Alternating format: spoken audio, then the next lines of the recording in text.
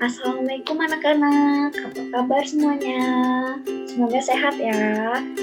Dan jangan lupa pakai masker, cuci tangan, dan jaga jarak. Sebelum Ibu memulai pembelajaran, kita mengawali dengan berdoa terlebih dahulu ya anak-anak. Berdoa dimulai. Berdoa selesai. Anak-anak, hari ini kita akan belajar tema 1, subtema 1, muatan IPA tentang perkembangbiakan tumbuhan.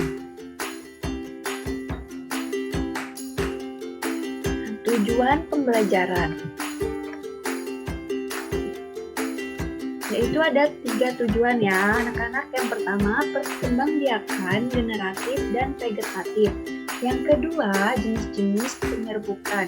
Yang ketiga yaitu perantara penyerbukan.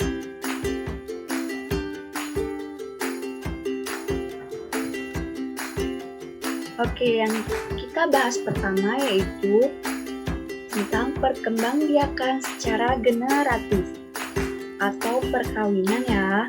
Nah, di sini ada gambar bunga, di sini juga ada nama bagian bunga tersebut ya, yaitu yang pertama mahkota, yang kedua kepala putih, yang ketiga tangkai putih, yang keempat kelopak, yang kelima dasar bunga, yang keenam tangkai bunga, yang ketujuh bakal buah, dan yang terakhir yaitu benang sari. Nah, di situ sudah ditunjuk bagian mana, namanya apa, di situ sudah tertera ya anak-anak. Nah, untuk kepala putih ini itu disebut dengan sel kelamin betina, sedangkan benang sari yaitu merupakan sel kelamin jantan.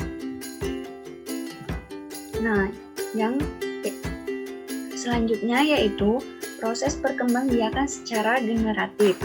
Nah, di sini ada prosesnya. Yang pertama yaitu dengan penyerbukan, yaitu jatuhnya serbuk sari di kepala putih. Selanjutnya yaitu pembuahan, bertemu-temunya sel telur dengan serbuk sari.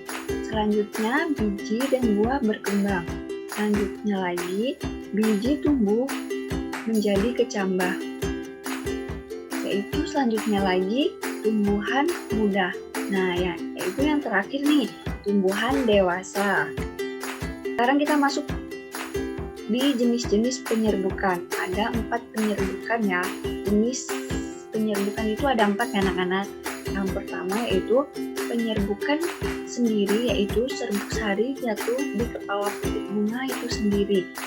Yang kedua yaitu penyerbukan tetangga, yaitu serbuk sari suatu bunga jatuh di kepala putih bunga yang masih dalam satu tumbuhan.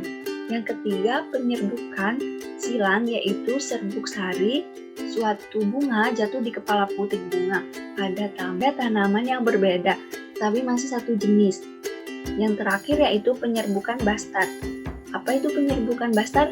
Nah, penyerbukan bastard itu yaitu serbuk sari suatu bunga jatuh di kepala putik bunga yang berasal dari tumbuhan yang berbeda varietasnya.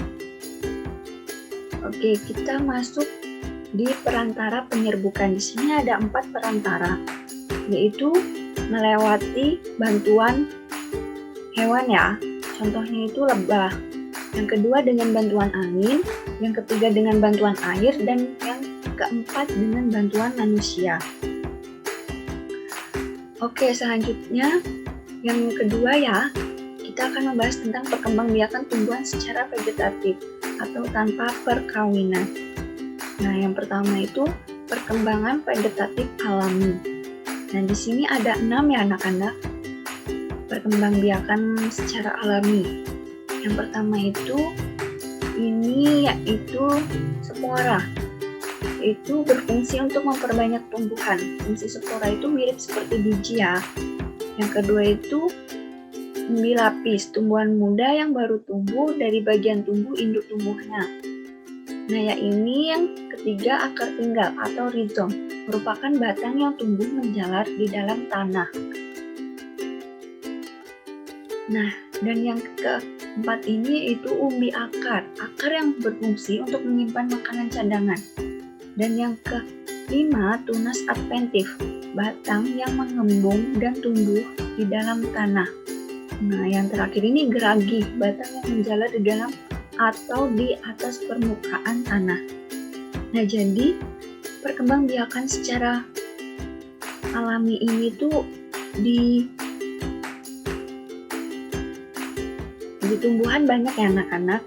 Ada banyak sekali tumbuhan yang mengalami pertumbuhan secara alami ya. Masih banyak lagi dari sebagian 6 macam tumbuhan ini. Oke, yang kedua itu perkembangbiakan vegetatif buatan, yaitu contohnya mencangkok. Nah, di sini ada tahap-tahap mencangkok. Nah, kalian perhatikan ya gambar di bawah ini, tahap-tahap mencangkok nomor 1 sampai dengan 5. Oke, yang pertama, dahan dikupas sampai terlihat bagian putihnya. Yang kedua, dahan yang bersih ditutup dengan tanah humus. Yang ketiga, dahan dibungkus dengan plastik dan diberi lubang-lubang kecil. Yang keempat, setelah beberapa hari akar akan muncul di dahan yang ditutup plastik tersebut. Nah, yang terakhir ini, dahan dipotong dan dipindahkan ke pot atau di rumah. Nah, mencangkok ini juga mempunyai 2 kelebihan dan kekurangan. Kelebihan yang pertama yaitu berbuah lebih cepat dibandingkan jika ditanam dari biji anak-anak. Yang kedua yaitu memiliki sifat yang sama dengan induknya. Dan kekurangannya yang pertama yaitu akar tanaman kurang kuat.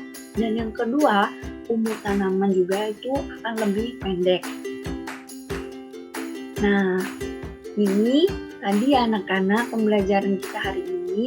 Ibu simpulkan dari pembelajaran hari ini, kita sudah mempelajari perkembangbiakan tumbuhan, yaitu dari perkembangbiakan secara alami dan buatan, dan kita sudah mengetahui jenis-jenis tentang perkembangbiakan ya, tentang penyerbukan, tentang perantara, apa itu perantara, dan berapa macam jenis-jenisnya ya anak-anak.